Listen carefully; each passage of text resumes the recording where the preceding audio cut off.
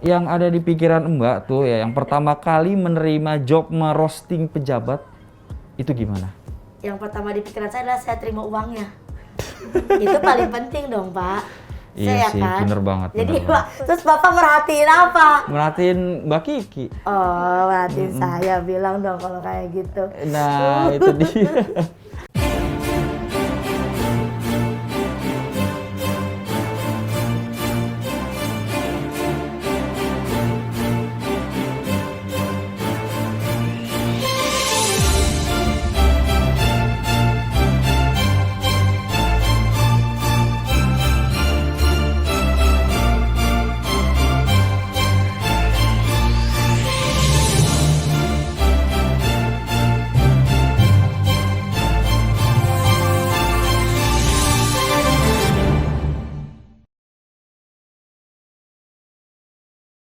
Halo sahabat NTMC, kembali lagi di podcast NTMC bersama saya Brigadir Haikal. Tentunya dengan adanya podcast ini bukan hanya kita akan berbincang-bincang dengan bintang tamu, tapi kita juga ingin lebih dekat lagi dengan masyarakat.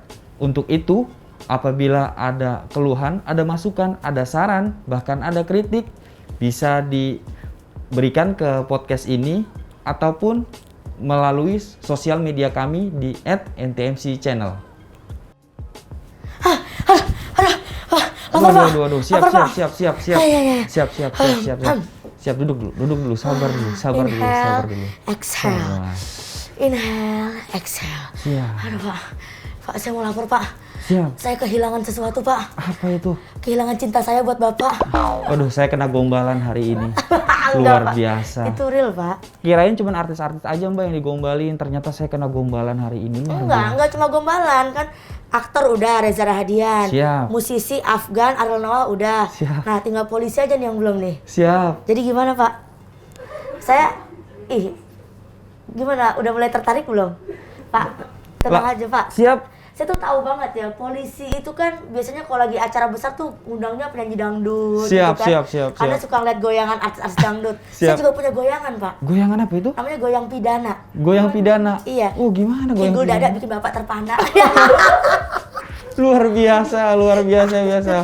Oke, selamat datang Kiki Saputri. Halo, Brigadir Haikal. Gimana tadi perjalanannya ke sini? Alhamdulillah sih lancar ya. Oh. Dekat soalnya cuma 10 menit dari apartemen saya. Oh, kita pakai Oh, pakai earphone gini-gini dulu ya? Oh. Iya. Kayak biar kayak podcast ya Pak ya. Ini memang podcast spesial. Oh, ini podcast ya? Siap. Duh, saya jadi budek. Saya jadi lebih jelas mendengar Anda. Oh iya? Iya. Nah, tuh. Tapi sebelumnya saya mau ngingetin nih. Apa? Nah, sebelum kita mulai, saya nggak bosan-bosannya buat ngingetin nih, ya kan? Untuk jangan lupa selalu like, komen, subscribe, dan share konten-konten di NTMC Channel. Betul sekali guys. Sekarang udah ada berapa subscribernya Pak? Udah banyak? Subscribernya sudah lumayan banyak. Oh. Nah, Mbak udah subscribe belum? Alhamdulillah belum. Nanti subscribe ya abis ini ya. Abis ini saya subscribe. Loncengnya saya bunyiin ya. Oke. Mbak, saya senang banget loh bisa bertemu langsung dengan seorang Kiki Saputri, Mbak, di sini. Yang katanya nggak cuma jago gombal, tapi bisa dikenal sebagai cewek roasting, kan? Nggak tanggung-tanggung, yang pernah di roasting itu pejabat tuh luar biasa loh. Saya nih, kalau ketemu pimpinan saya, gemeteran. Kenapa? Takut dipecat? Bukan. Saya segan. Oh, karena hormat banget ya? Saya hormatnya luar biasa. Nah, saya mau nanya nih Mbak, yang ada di pikiran Mbak tuh ya, yang pertama kali menerima job merosting pejabat, itu gimana? Yang pertama di pikiran saya adalah saya terima uangnya. Itu paling penting dong Pak. Iya saya sih, kan? bener banget. Jadi waktu itu pertama kali roasting itu kan, sebenarnya gini, istilah roasting itu emang saya yang sengaja menggaungkan. Awal mula cerita itu adalah ketika dikasih kesempatan stand up sebenarnya di acara talk show. Stand up di acara talk show itu ada Pak Fadlizon bintang tamunya. Nah, akhirnya saya bawain materi tentang Pak Fadlizon. Viral lah itu. Setelah itu saya diundang lagi roasting menteri-menteri dan Bu Susi. Itu udah nonton belum? Wah, kalau itu saya udah. Yang ngomong apa saya? Nah, omongannya saya nggak merhatiin. Terus Bapak merhatiin apa? Merhatiin Mbak Kiki. Oh, merhatiin saya bilang dong kalau kayak gitu. Nah, itu dia. Jawabnya ini kan ngerosting pejabat nih. Iya. Kalau misalkan nggak lucu, pernah nggak sih berpikir, aduh jangan-jangan nanti saya nggak lucu lagi nih ngerosting nih? Amit-amit nauzubillah jangan sampai kejadian ya Pak. Iya. Tapi alhamdulillah sejauh ini selama dipercaya, dikasih kesempatan buat roasting, alhamdulillah lucu, makanya masih diundang. Ya kan? Makanya Luar saya diundang biasa. hari ini karena saya lucu dong. Kalau saya nggak lucu saya nggak diundang kan hari Benar, ini benar, kan. benar. Jadi pikiran takut nggak lucu itu pasti ada. Betul. Namanya kita bikin materi Pak. Benar, Kayak benar. roasting itu kan kita membuat materi dari fakta-fakta narasumber. Benar. Contoh tentang Pak Haikal nih ya kan. Pak Haikal tuh orangnya begini. Kemudian saya patahkan jadi sebuah komedi. Nah itu ada kekhawatiran nanti lucu nggak ya, nyakitin nggak ya, gitu. Nah itu pasti ada pikiran, cuma ya seiring berjalannya waktu karena saya juga belajar stand up dari komunitas, ikut lomba-lomba, jadi melalui jam terbang akhirnya bisa memilah nih, oh ini kira-kira lucu, kira-kira ini jangan dibawain karena nyakitin gitu. Ada istilah roaster, ada istilah stand up. Ya. Itu dua sesuatu yang berbeda atau sama? Atau perbedaannya apa sih Mbak? Jadi sebenarnya roasting adalah salah satu teknik stand up comedy. Baik. Teknik, jadi stand up comedy itu secara luas. Jadi misalnya kalau stand up comedy kan bisa kita membawakan materi tentang diri kita sendiri, keresahan kita, kayak misalnya aduh gue tuh punya badan yang gak proporsional ya, misalnya kayak gitu, tangan gue kecil, kaki gue kecil, kayak gitu. Misalnya kayak aduh gue tuh kesel banget ya, gue sering dibully karena kulit gue hitam, kayak gitu-gitu. Nah itu adalah stand up comedy dengan jenis yang kita membawakan materi tentang diri kita sendiri. Tapi kalau ada lagi namanya riffing itu kita ngecengin penonton. Nih mbak yang ini nih mukanya lecek banget kayak bungkus nasi uduk misalnya kayak gitu. Nah itu riffing. Nah roasting itu salah satu teknik. Jadi salah satu bentuk apresiasi saya kepada narasumber. Nah makanya saya mencari fakta-faktanya sehingga yang dibawakan adalah bukan sebuah kebohongan, tapi fakta. Misalnya kayak Pak Haikal nih orangnya suka banget minum kopi. Baik. Setiap hari dia ngopi, mulu pagi ngopi, siang ngopi, malam ngopi, udah kayak satpam komplek misalnya kayak gitu. Faktanya Pak Haikal bener suka ngopi, itu harus real. Kita nggak boleh ngada-ngada sebuah fakta. Berarti fakta yang dibalut dengan komedi. Betul. Wih, keren gitu. Dan tapi seharusnya roasting itu berbalas. Benar. Setelah saya roasting Pak Haikal harus roasting saya balik. Harusnya. Di stand up komedinya ya, dalam bentuk stand up. Tapi sekarang jadi bergeser, jadi sebuah pekerjaan nih. Kiki Saputri spesialis roasting pejabat, direktur-direktur, menteri-menteri. Dan mereka harus terima aja dengan ketawa gitu. Asal nggak ghosting aja ya. Udah baper ghosting ya. Kayaknya sering ghosting nih Pak Haikal. Datang deketin tahu-tahu hilang. Ghosting ya, udah baper ghosting. Nah, Mbak, ada nggak sih tips-tipsnya untuk jadi seorang stand up komedian itu harus apa? Ada tips-tips nggak buat teman-teman? Gini, siapapun, semua orang bisa jadi stand up komedian, apapun profesinya. Bahkan di kita juga sudah ada polisi jadi stand up komedian, Pak Mr. Gamael. Oh iya, Bang Gameliel. Iya, Pak Gamael kan. Nah, jadi cara di stand up komedian yang penting punya dua. Siap. Punya kejujuran dan punya keresahan. Caranya itu aja. Jadi selama Bapak resah nih, Bapak pernah resah nggak sama hidup Bapak? Ya pernah. Apa contohnya resahnya apa? Resah dan gelisah menunggu di sini. Itulah. Oh bukan. Oh itu lagu. Kayak resah gaji kecil, resah diomelin atasan. Waduh. Pasti ada dong. Aduh. Pasti ada dong. Nah, Ada itu pasti. Itu tuh bisa menjadi sebuah materi stand up. Cuma memang harus belajar cara menulis materi. Makanya kadang-kadang orang gini, Ki stand up dong, stand up. Nggak bisa sembarangan karena kita harus nulis dulu. Oh iya jelas. Kita tulis semua keresahan kita, kemudian ada punchline-nya. Jadi mesti banyak belajar, mesti banyak nulis, dan mesti banyak berlatih di panggung-panggung. Jadi nggak tiba-tiba instan, tiba-tiba gue bisa stand up nih ngelucu. Nggak bisa kayak gitu. Tapi Mbak keren banget ya. Parah. Mbak keren.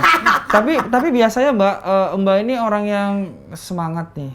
Kalau kata orang biasanya itu ada pengalaman-pengalaman terdahulu yang membuat orang menjadi semangat.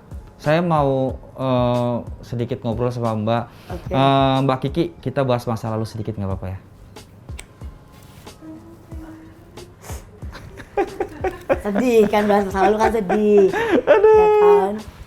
Mbak kan sangat ceria. Amin. Alhamdulillah sekarang sukses. Sukses di mana-mana, nggak cuma di stand up. Nah, ternyata Kiki Saputri melewati masa-masa sulitnya ya Ki. Pernah ya? Pernah dong. Oke. Dari pernah jadi penonton bayaran, Betul. gagal nikah, Betul. Bahkan sampai mau bunuh diri. Yes. Apa yang ada di pikiran Kiki saat itu kok sempat ada rasa pengen bunuh diri? Ya karena depresi pasti. Dulu 2017 itu kejadiannya. 2017 di mana aku sudah mempercayakan seluruh hidupku pada seorang laki-laki. Kita akan segera menikah, ternyata batal. Pasti ada rasa malu sama keluarga, malu sama tetangga, gitu kan. Jadi kayak aduh ngapain ya gue bikin malu orang tua, ibu nangis terus. Jadi kayaknya gue mati aja deh. Alias aku googling waktu itu kiat-kiat bunuh diri tanpa rasa sakit. Tapi yang muncul malah ayat. Iya. Barang siapa membunuh dirinya sendiri maka haram surga baginya. Gak jadi. Habis itu ya kan, ya mati normal aja belum masuk surga, pergi mati bunuh diri. Bener. Kayaknya udah nggak jadilah gitu. Terus akhirnya cari-cari info karena aku kan guru. Pagi sampai sore aku ngajar. Malamnya tuh kalau pulang rumah aku galau terus kan, inget-inget terus batal nikah, malu segala macam. Aku cari kesibukan. Kira-kira apa yang bisa gue lakuin di malam hari ya? Akhirnya aku searching komunitas dongeng. Komunitas dongeng cuma di Sabtu Minggu. Terus ada komunitas stand up comedy nih. Akhirnya aku datang tuh. Jadi sebelum pandemi ini stand up comedy itu ada komunitasnya. Jadi Bapak kalau mau belajar stand up bisa datang ke kafe-kafe.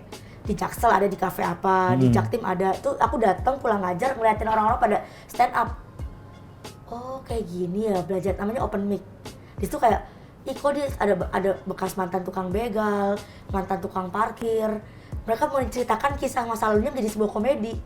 Oh, ternyata bisa ya masa lalu yang pahit bisa jadi sebuah komedi gitu. Akhirnya aku belajarin stand up comedy dan aku jadiin makanya materi batal nikah, aku jadiin materi jadi guru honorer gaji 600.000, aku jadiin materi itu keresahan aku. Dan orang ketawa dengan itu gitu. Luar biasa. Bener. Ada satu bahasan yang menarik. Kiki pernah menjadi seorang guru honorer. Yes. Pada saat itu mengajar mata pelajaran apa, Ki? Bahasa Indonesia. Wah, luar biasa. Bener. Makanya kalau misalnya Bapak sama saya kan komedian dan juga guru.